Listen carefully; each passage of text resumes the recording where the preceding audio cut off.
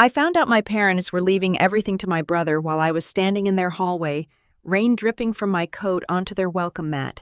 My father said Trevor gets the house, the stores, the greenhouse, the camper, all of it. Hannah already got more than enough from us. My mother whispered, but she paid for my surgery. And my father said, don't confuse paying a few bills with earning a place in this family. Then my brother laughed, not loudly, just enough, like he had been waiting his whole life to hear me erased out loud. 10 minutes later, my mother texted me, don't come over anymore. Your father is tired of the tension. Maybe it's better if we stop pretending. I stared at those words until my phone screen went dark. Then I typed back one word, understood. What they didn't know was that I had been quietly paying the bills that kept their perfect family standing. By sunrise, every single one of those payments would stop. My name is Hannah Bennett, and for most of my life I was the daughter my family remembered only when something was broken. A heater, a website, a medical bill, a bank account, a brother. From the outside, the Bennetts looked like a normal Midwestern family. The kind of family people at church called hardworking. The kind of family neighbors waved at in the grocery store parking lot. The kind of family that posted smiling Christmas photos every December with matching sweaters, red bows, and captions about blessings. My father, Ron Bennett, owned Bennett Home and Garden, a small family business outside Dayton, Ohio. It wasn't glamorous. It was 2 garden supply stores, 1 greenhouse, a gravel lot, full of mulch bags, a wall of paint, samples, a row of lawnmowers, and a big red sign by the highway that said, Bennett Home and Garden Family owned since 1989. My mother, Marlene, handled the register and the books.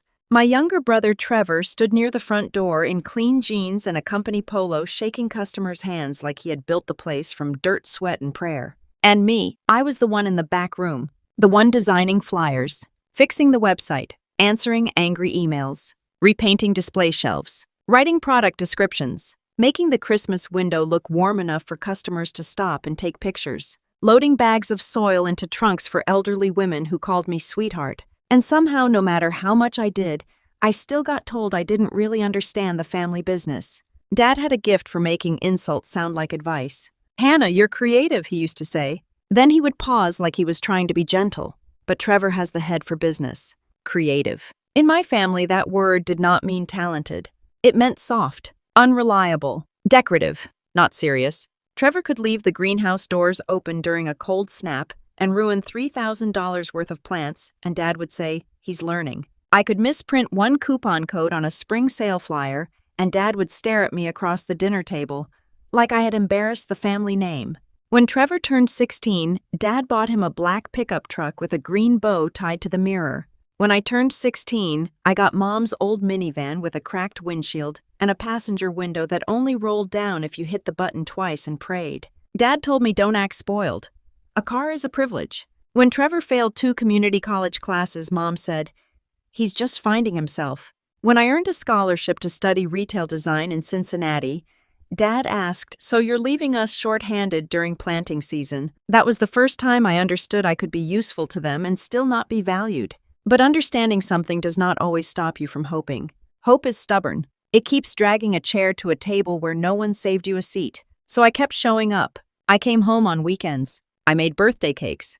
I helped Mom clean before Thanksgiving. I answered when Dad called because the card reader was down, or the printer was jammed, or the website had crashed again because Trevor forgot to renew something. I answered when Trevor called too, even when I knew he only called me when he had already called everyone else. I told myself family was complicated. I told myself they loved me in their own way. I told myself whatever I had to tell myself so the truth would not crush me. After college, I moved back to Dayton and started a small design studio downtown. Not a big shiny agency, just me, a rented office over a bakery, 2 secondhand desks, and a coffee maker that sounded like it was fighting for its life every morning. I designed window displays, seasonal layouts, small business branding, pop-up shops, and retail makeovers for local stores.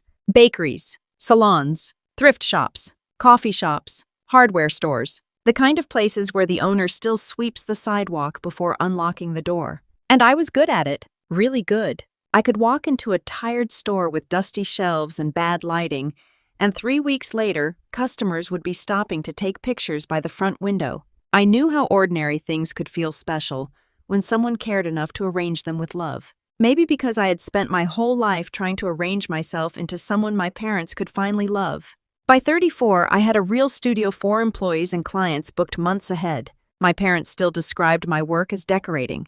At Thanksgiving, Dad introduced Trevor to my aunt's new boyfriend as the one taking over someday.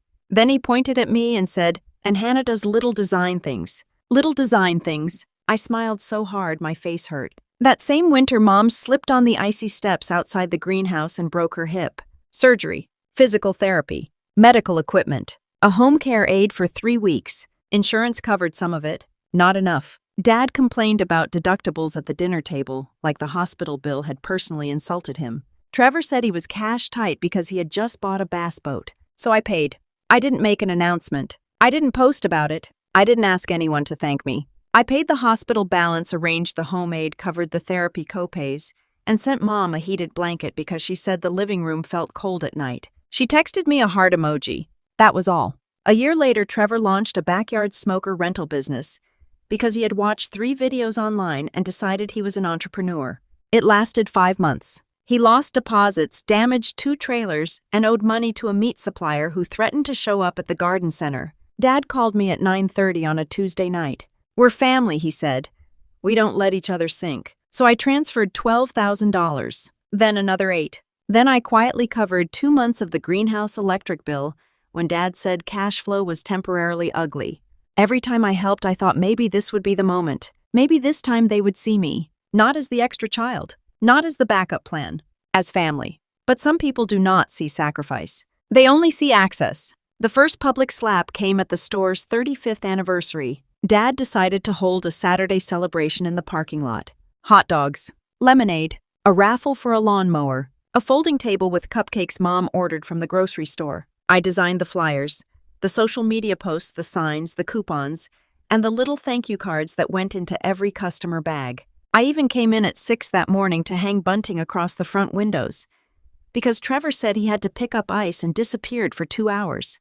At noon, Dad gathered everyone under the main sign for a photo. Employees, customers, family. I stepped forward, wiping dust off my jeans. Trevor put his arm around Dad. Mom stood on Dad's other side. Then Dad looked at me and said, "Hannah, can you take this one?" I thought I misheard him. "What? You're good with photos," he said, smiling for the crowd. "Get the sign in the background." So I stood across the parking lot and took the picture. My father, my mother, my brother, under the sign I had designed. In front of the store I had helped keep alive. That evening, Trevor posted the photo on Facebook. Caption, 35 years of Bennett grit. Proud to carry Dad's legacy forward. Bennett and Son. I stared at those words for a long time. Bennett and Son. Not Bennett family. Not Mom and Dad. Not even thank you to the employees. Bennett and Son. I had taken the picture that erased me. Underneath the post, people commented, "Beautiful family. Ron must be so proud. Trevor was born for this." Mom liked every comment. She did not call me. She did not text me. She did not say honey that looked bad. She just let the post sit there, collecting hearts while my name disappeared in public. I thought that was the lowest I would feel. I was wrong. The last family dinner began with pot roast and ended with my father asking me for $38,000.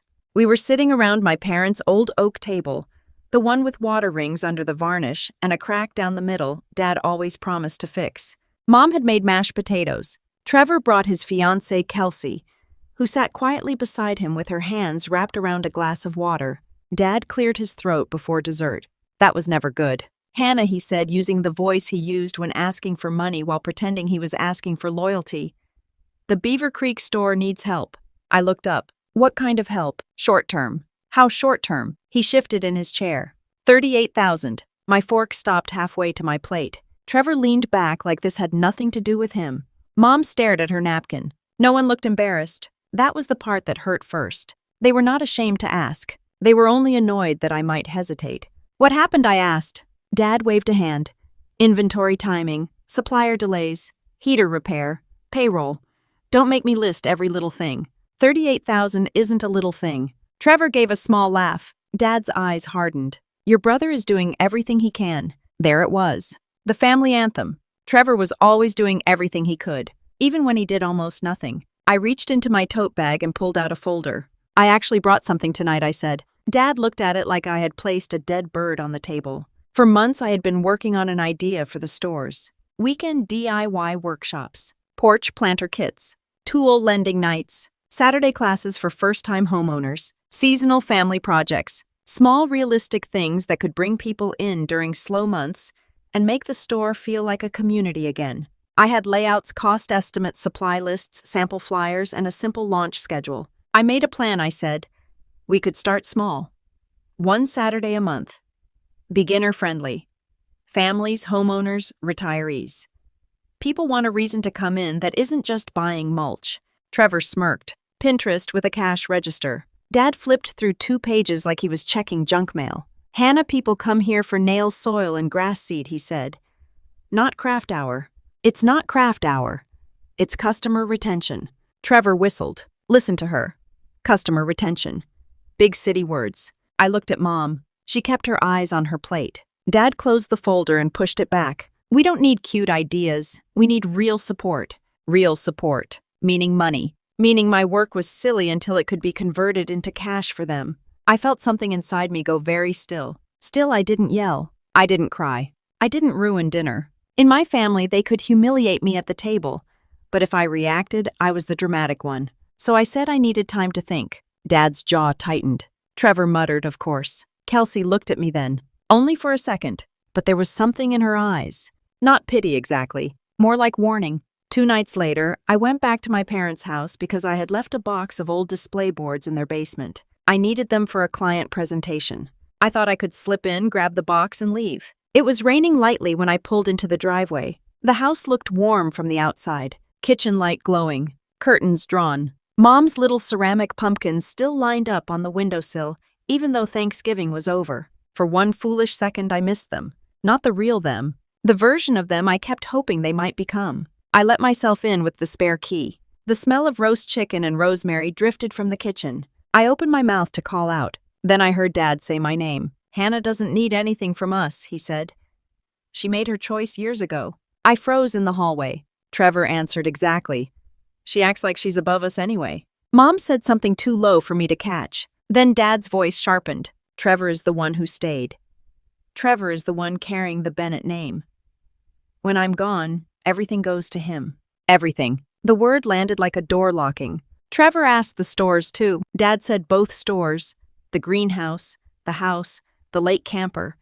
Whatever savings are left. Mom's fork tapped against a plate. She has helped us, Ron, she said softly. For 1 second, my heart reached toward her. Just one. Dad snapped back. She helped because she wanted to. Nobody forced her. Don't confuse paying a few bills with earning a place in this family. A few bills. My mother's surgery. Her home care. Trevor's failed business. The greenhouse electricity. The supplier debt. The website. The ads. The emergencies that always became mine. Trevor laughed. So Bennett and Son finally becomes real. Dad chuckled. It always was, son. Then Trevor said the sentence I would remember longer than anything else. She was never the legacy anyway. She was the emergency fund. Nobody laughed after that. Not even Dad. But nobody corrected him either. I waited for my mother to say my name again. To say I was her daughter too. To say I was not a bank account. To say anything. But the kitchen went quiet. Except for the sound of silverware scraping plates. That silence hurt worse than my father's words. Because Dad had always been obvious. Mom had always made me believe she was trapped in the middle. That night I learned she had chosen a side a long time ago. She had just chosen it quietly. I backed away from the kitchen. 1 step, then another. The floor creaked under my shoe. I stopped breathing. No one came out. No one called my name. I left without the box. When I got home, my phone buzzed before I even took off my coat. Mom, don't come over anymore. Your father is tired of the tension. Maybe it's better if we stop pretending. There it was. A clean little sentence sweeping me out of the family like dust from the porch. For a full minute, I stared at the screen. I could have told her I heard everything. I could have asked how long she had agreed with him. I could have begged her to choose me just once. Instead, I typed, understood. Then I set the phone face down on the counter. The apartment was quiet. Not peaceful. Quiet. There is a difference. Peace feels like rest. That quiet felt like standing in a room after everyone has left and realizing they took your chair with them. I sat at my kitchen table until the tea in my mug went cold. Then I opened my laptop. One by one, I pulled up every account connected to my card. the garden center's electric bill, the emergency supplier account. Trevor's smoker business loan payment Dad had promised was temporary, the storage unit for old inventory, the website hosting, the local ads I had been paying for because Trevor kept forgetting to renew them, Mom's therapy balance. I paused there. I would not put my mother in medical trouble to prove a point, so I paid the last posted balance and changed the billing contact back to my parents. Then I stopped, not cruelly, cleanly. There is a difference. By sunrise, every invisible chain had been cut. No long message, no Facebook post, no public meltdown, just canceled payments, changed passwords, and one woman finally stepping out of the role she had been assigned without consent. Then I saw the folder from family dinner, my rejected plan, the one Dad called cute, the one Trevor laughed at, the one Mom refused to defend. I opened it and looked at the first page, Bennett Home and Garden Community Workshop Plan. I stared at the name, then I deleted Bennett. By 8:30, I had rewritten the pitch for independent hardware stores and neighborhood garden centers. By noon, I sent it to Denise Porter, a regional director I had met at a retail conference in Indianapolis. She worked with Heartland Home Co-op, a network of small hardware and garden stores across the Midwest. Months earlier, she had told me, if you ever build something for community retail, send it my way. So I did. No permission, no family vote, just send. At 4:18 p.m., she emailed back, Hannah, this is exactly what we've been looking for. Can you come in tomorrow? I read the message 3 times. Then I laughed. Not because it was funny, because sometimes the door you cried in front of for years finally closes, and another one opens behind you like it had been waiting the whole time. My family started calling at 7:06 that evening. Dad first, then Mom, then Trevor, then Dad again. I didn't answer. The voicemails came one after another. Dad's first message was controlled. Hannah, call me.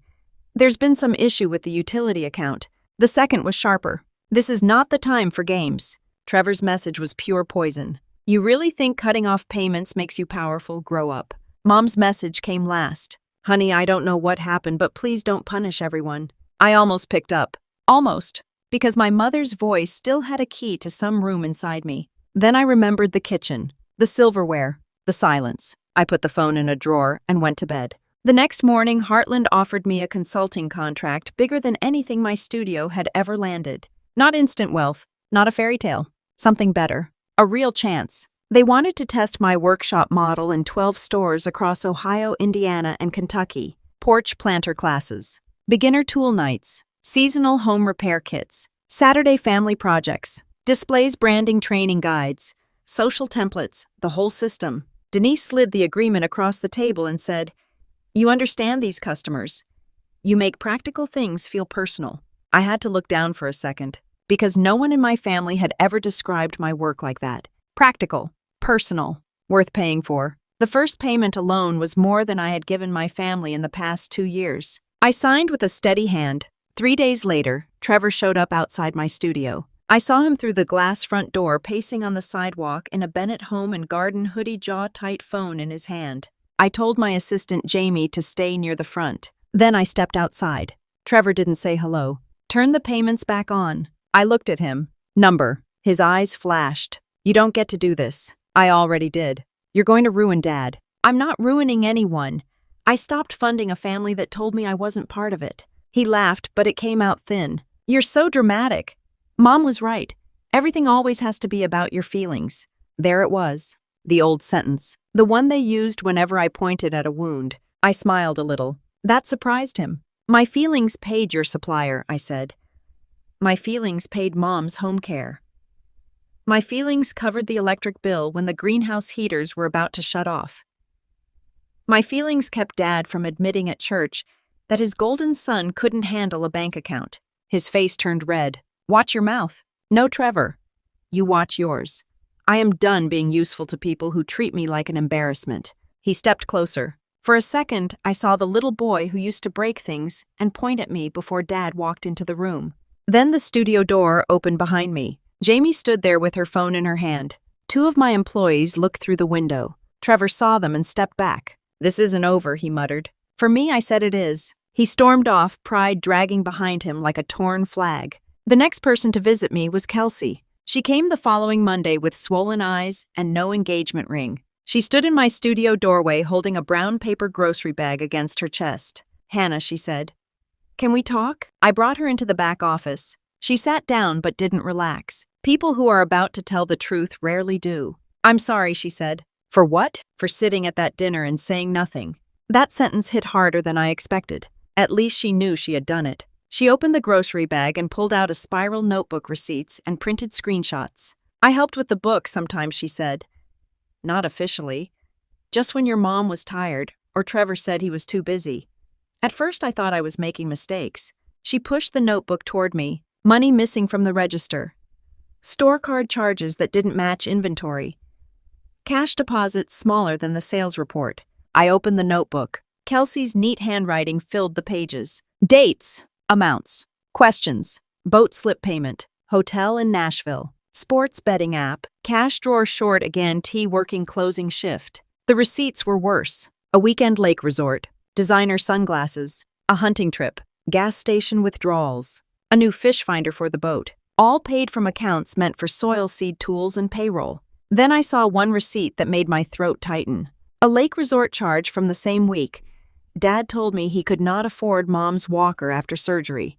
Another receipt showed Trevor had spent $200 at a steakhouse the same night Mom called me crying because he was too busy to drive her to physical therapy. A third was for a hunting trip the weekend he told Dad he had been working late to save the store. Suddenly the receipts were not just proof. They were memories. They were every time I had stepped in because Trevor had stepped out. I sat very still. Not because I was shocked Trevor was selfish. That part was old news. I was shocked by how much everyone had pretended not to see. "How long?" I asked. "Almost 2 years, maybe longer. And my parents," Kelsey wiped her cheek. "Your dad doesn't want to see it. Your mom sees more than she admits." That sounded right. Painfully right. "I left him yesterday," she said. "He told me I'd be nothing without the Bennett name." She gave a bitter little laugh. I realized I didn't want that name. I closed the notebook gently. "Why bring this to me?" "Because they're blaming you," she said. "Trevor told them you sabotaged the business out of jealousy. He said you were unstable, that you always hated him." The old Hannah rose in me for a second, the one who wanted to defend herself, the one who wanted to call Mom and say, "Please believe me." But that Hannah was tired. So I looked at the notebook again and said, "Thank you." Kelsey stood at the door before leaving. "You deserved better from them." A simple sentence, but it loosened something in my chest I didn't know I was still holding. The family meeting happened because Dad demanded it. Not asked, demanded. His text came Thursday morning. "Bluebird Diner. Saturday, 11 a.m. We are settling this."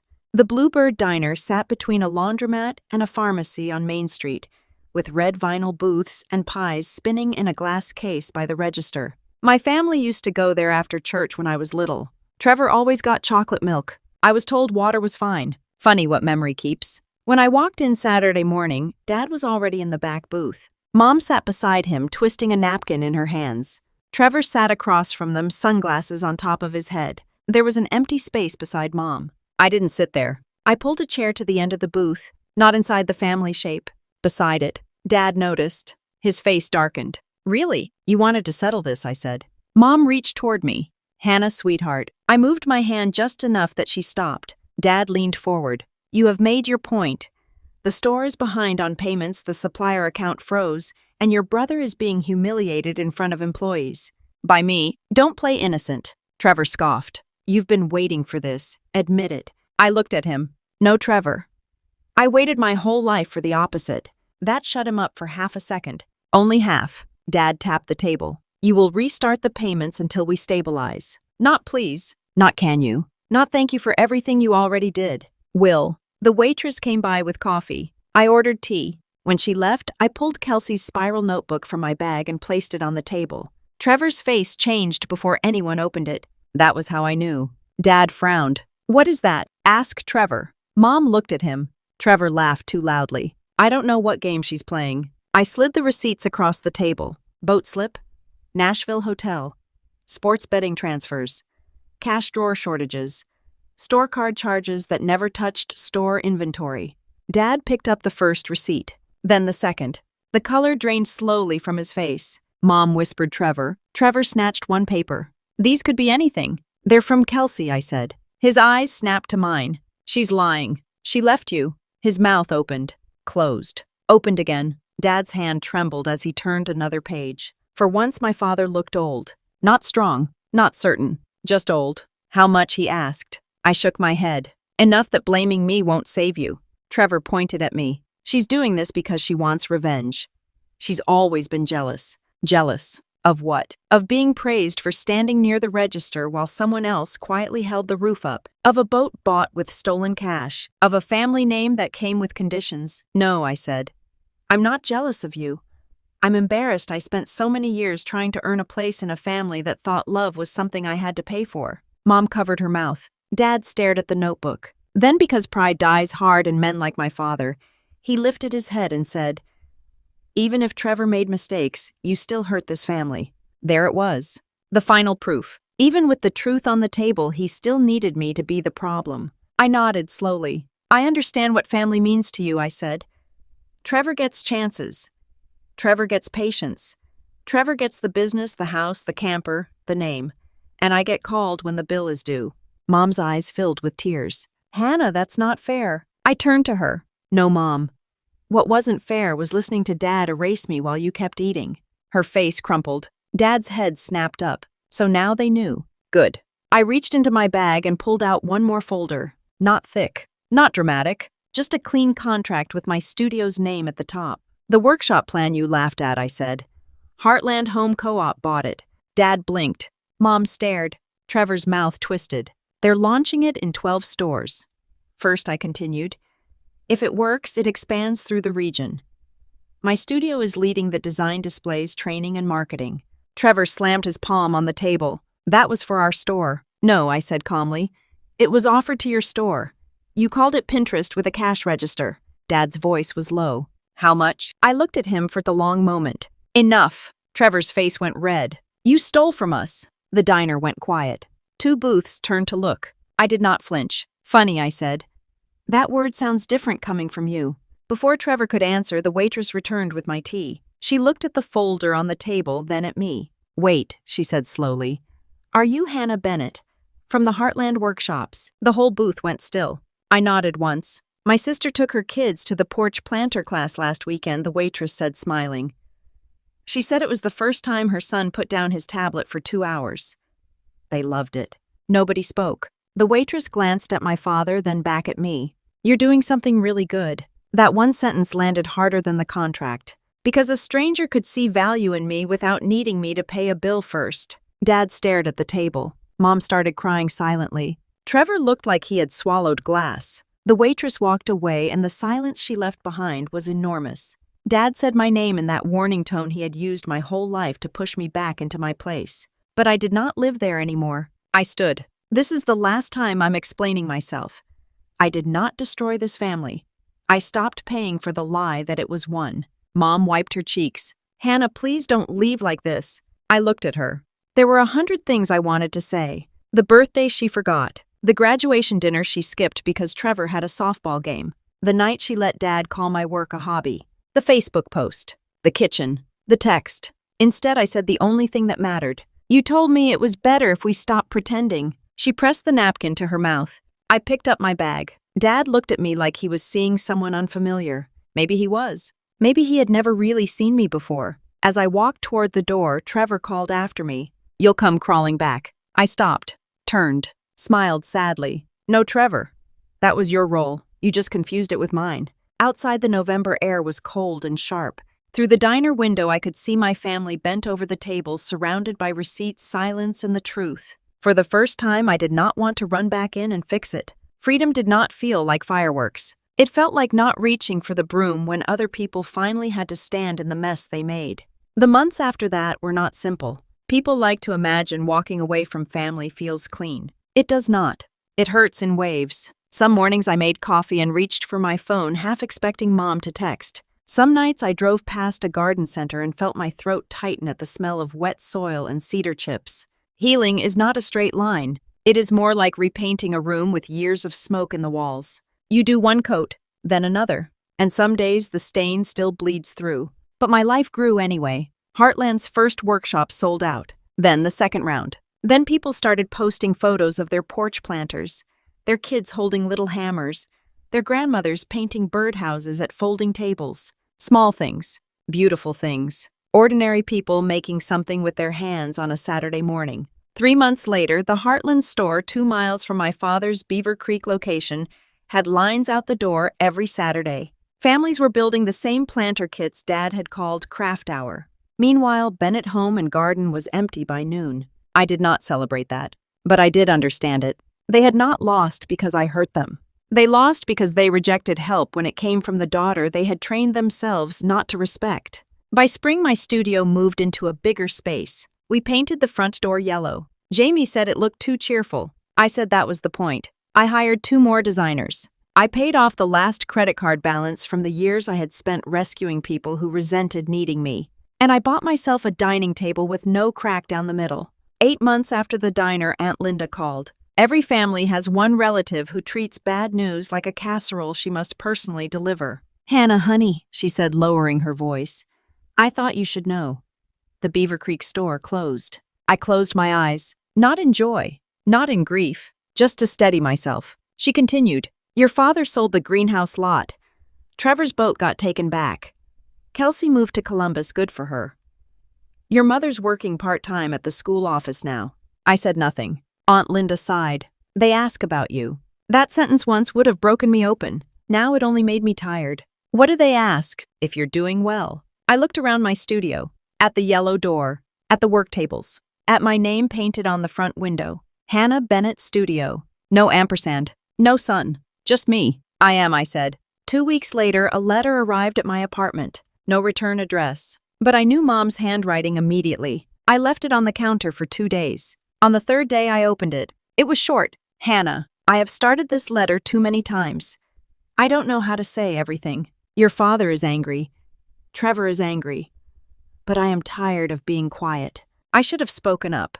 Not just at the diner, not just in the kitchen. Years before that. I let you become the strong one because it was easier than protecting you. "I am sorry. Mom." I read it once, then again. Then I sat on the floor because my knees felt weak. For years I had dreamed of my mother saying those words. I had imagined them as a cure, a magic sentence that would travel backward through time and fix every dinner, every silence, every moment where I stood outside the circle waiting to be invited in. But apologies do not change the past. They only tell the truth about it. And sometimes that truth is enough to soften something. Not erase it, soften it. I wrote back 1 week later. "Mom, thank you for saying that. I believe you are sorry. I am not ready to come back into the family the way it was. I don't think I ever can. If there is going to be any relationship between us, it has to be honest, slow, and separate from Dad and Trevor. I am not a bank account. I am not a backup plan. I am your daughter. That has to mean something now, not just when everything else fails. Hannah." I mailed it before I could overthink it. Dad never wrote.